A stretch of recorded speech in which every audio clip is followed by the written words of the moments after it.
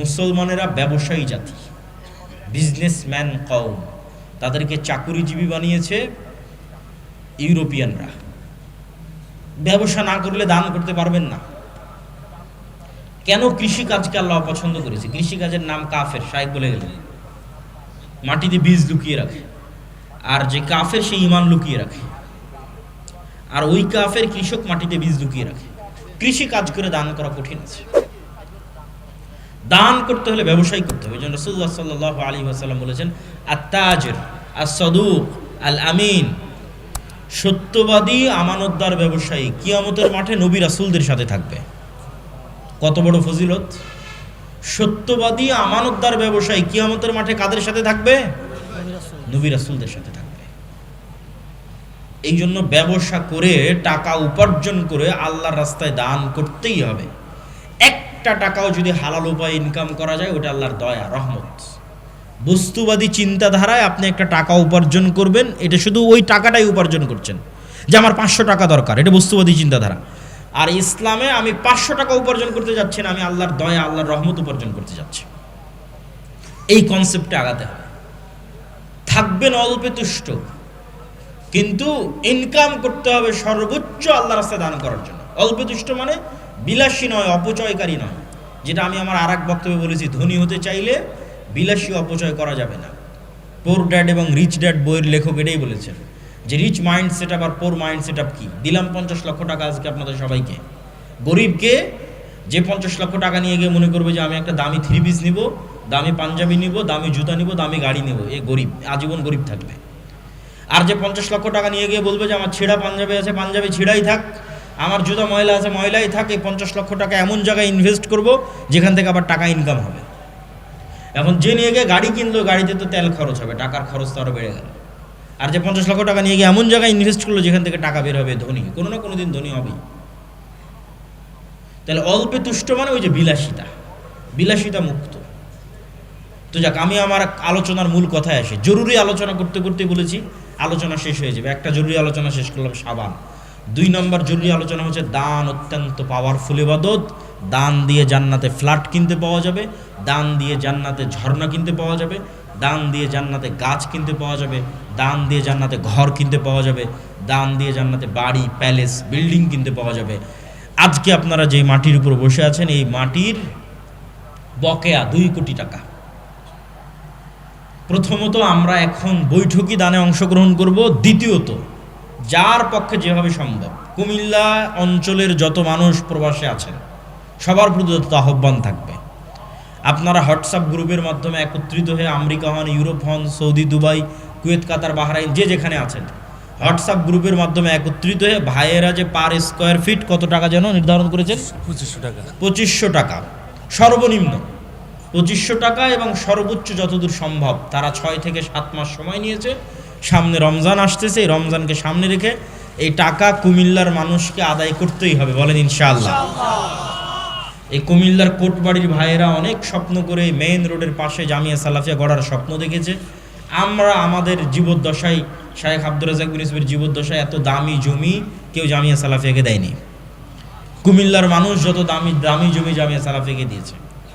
আল্লাহ কুমিল্লার মানুষকে কবুল করুক, বলেন আল্লাহুম্মা আমিন।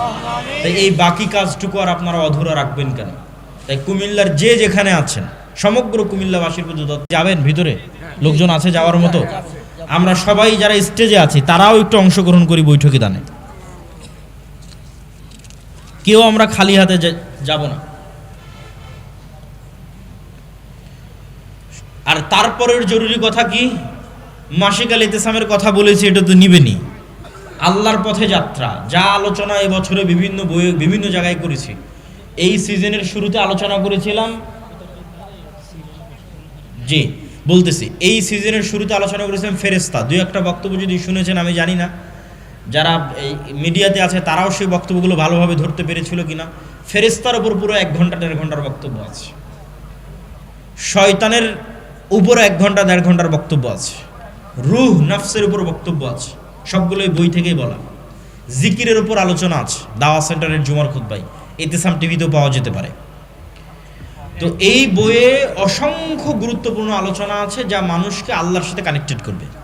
এই বইয়ের কাজ কি?